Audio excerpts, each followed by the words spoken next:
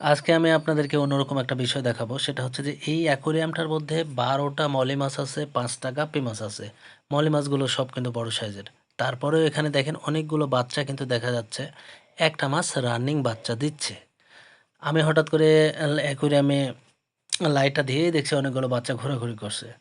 তো প্রথমত আমার কাছে এটা অবাক লেগেছে, কারণ অ্যাকোরিয়ামের মধ্যে বাচ্চা পাওয়া যায় না। একটা মাছে বাচ্চা দিলে অন্য মাছগুলো বাচ্চাগুলোকে আহ, তাড়া করে খেয়ে ফেলে।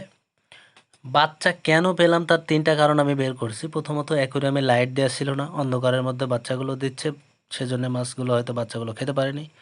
দ্বিতীয়ত সেখানে অক্সিজেন চলছে। অক্সিজেনের ফ্লো থাকার কারণে কিছু বাচ্চা ফিল্টারের মধ্যে ঢুকে হয়তো ছিল, সেজন্যে ফিল্টারের নিচে ঢুকেছিল, সেজন্যে হয়তো খেতে পারেনি। আর এখানে আমি দেখেন 7টা বাচ্চা কিন্তু ধরে রেখেছি। আরও কয়টা বাচ্চা পাওয়া যায় সেটাও আমি আপনাদেরকে দেখাবো। আর তৃতীয় কারণ হচ্ছে মাছগুলোকে কিছুক্ষণ আগে আমি খাবার দিয়েছি, পেট ভরা থাকার কারণে হয়তো বাচ্চাগুলো খাচ্ছে না। তো একটা জিনিস দেখলাম, কিছু গাপ্পি মাছ বাচ্চাগুলোকে তাড়া করছে কিন্তু মলি মাছ বাচ্চাগুলোকে এখনও তাড়া করেনি। এটা তাদের স্বভাব না। আর আরও একটা কারণ আছে, সেটা হচ্ছে যে মাছগুলো হাউজের মাছ। 2 দিন আগে এখানে ছাড়া হয়েছে, অ্যাকোরিয়ামে থাকার তাদের অভ্যাস নাই, সেজন্য হয়তো বাচ্চাগুলো খায়নি।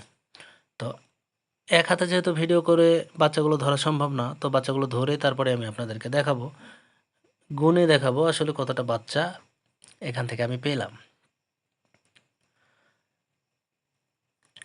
বাচ্চাগুলো ধরা আমার কমপ্লিট। এখানে 33টা বাচ্চা আমি পাইছি।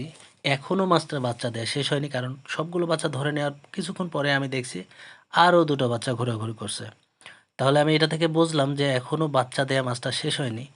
তো সব মিলিয়ে শেষ আপডেট আমি আপনাদেরকে দেখাতে পারবো না, কারণ আর আমি এখন বাচ্চা ধরবো না। বাচ্চাগুলো আপাতত সকালে ধরবো, এখন যেহেতু রাত হয়ে গেছে।